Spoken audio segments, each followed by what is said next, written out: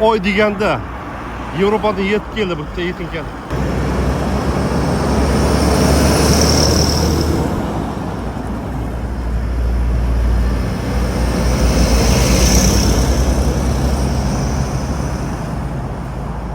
Piler 980 modeli, to'liq bular 30 tonnadan ziyod. Bundan kattalar bular 40, 50, 60, 100 tonnalik frontальный погрузчиlar. Bu karyerni hisoblanadi. Sababi qaranglar, bularda уже disklar boshqa bo'ladi, silindrlar ikkitali, usilinli variant. Bular kovush hajmi 6 kub va 7 kub oralig'ida karyerga nimaga qarab ishlatishga bog'liq. Bular dash kattaroq, undan katta kovushlarni taqsa bo'lar ekan bunga bemalol. Boshqarish bo'ladi, pult upravляемый bo'ladi. Umuman boshqacha, joystik emas.